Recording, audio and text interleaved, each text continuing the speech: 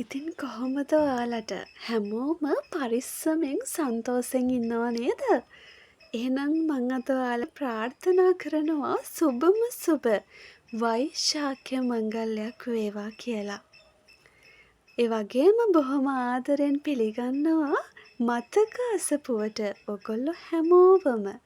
ඉතින් අද පින්බර වෙසක් පෝය. බෞද්ධ අපගේ උතුම් වූ සම්බුද්ධ තෙමකුල. ඉතින් මට ඉන්නවා සමහර යාළුවෝ විවිධ ආගම්වල හා විවිධ ජාතීන්වල. එයාලා ඇත්තටම ගොඩාක් අපේ බුදුහාමුදුරුවන් පෙන්වූ දර්ශනය තුළින් ලස්සන ආකල්ප එයාලගේ ජීවිතවලට ඇප්ලයි කරගෙන ඉන්න අය. ඉතින් මේ හැඟීම හරිම සුන්දරයි නේද? ඒ වගේම සුන්දර ක්‍රියාවක්. මොකද බෙදී යනවට වඩා අපිට එකතු වෙලා මනුෂ්‍යත්වය තුළින් ඒ දේවල් වටහා ගන්න පුළුවන් නම් ඒක කොයිතරම් සුන්දරද. ඉතින් මේ පින්බර දවස ඇත්තටම පරිසරය පවා පින්බරයි නේද? ලංකාවේ ඉන්න ඔයාලට නම් මම දන්නවා වෙසක් පෝය සෙත් පිරිතක් වගේම පින්බර හැඟීමක්. නමුත් ඔයාලා දන්නවද?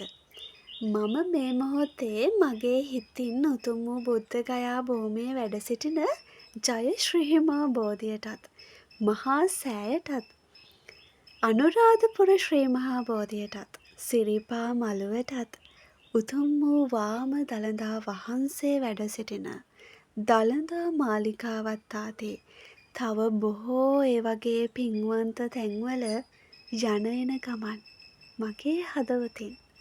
ඉතින් අපට ටිකට් නැතුව ඇවිදින්න පුළුවන් හිතක් ලැබිලා තියෙනවනේ.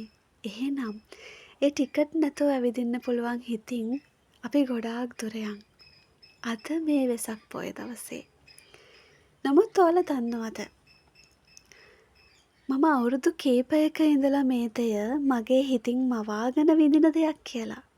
ඔයාලත් ලෝකෙ කොහේ හිටියත් එහෙම කරලා බලන්න. ඒක හරීම පින්වන්ත හැඟීමක්.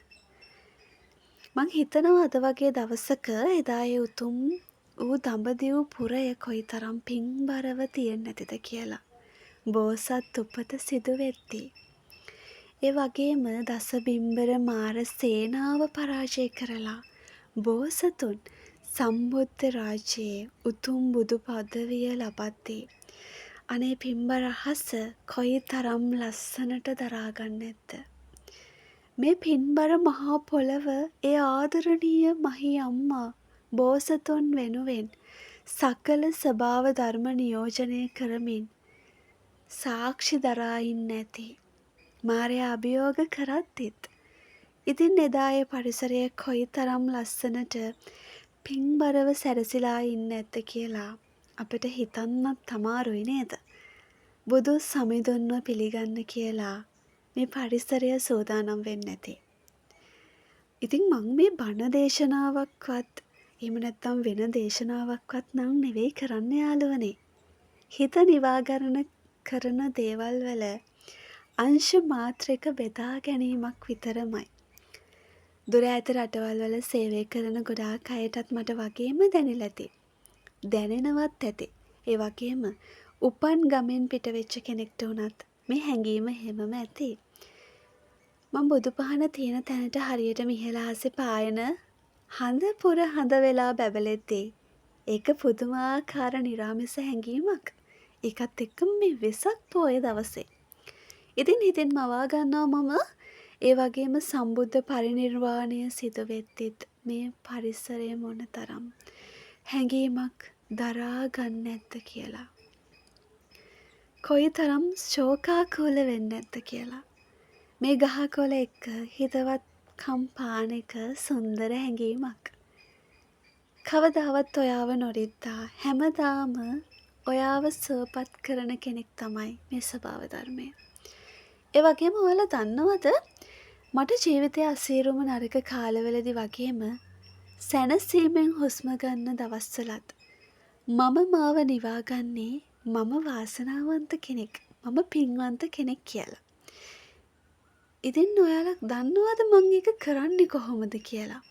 මං හිතනවා හිමිදිරියේ මද සුළඟ ඇවිත්ලා මගේ වටේ දැවටෙද්දී මේ සුළඟ හමාගෙන එන්නේ ජය ශ්‍රී මහා බෝධිය. මහා සෑය, අනුරාධපුර ශ්‍රී මහා බෝධිය, සිරිපා මළුව වගේ පින්බර තැන් ස්පර්ශ කරගෙන කියලා. ඉතින් ඒ වගේ පින්බර සුළඟක් ස්පර්ශ වෙච්ච මම වාසනාවන්තයෙක්, පින්වන්තයෙක් කියලා මං හිතනවා. ඔයාලත් කවදා හරි හිතන්න කොයිතරම් ජීවිතේ අසීරු වුණත් තමන් තනි වෙලා නෑ කියලා. මේ ගහකොළ ඇලතොල ගංගා ගිරිදුර්ග වන දුර්ග කඳුහෙල් සඳ හිරු තාරකා ඒ කවදාවත් ඔයාව තනි කරන්නේ නෑ. තනි වෙන්න දෙන්නෙත් නෑ. ඔයාට තනිමකන මේ ලෝකේ තියෙන හොඳම නිර්මාණ තමයි මේ. ඉතින් මේ පින්බර වෙසක් අහසේ පායන පුන්සඳ වගේ ඔයාලගේ ජීවිතත් ආලෝකමත් වෙන්න ඕනි, පින්වන්ත වෙන්න ඕනි.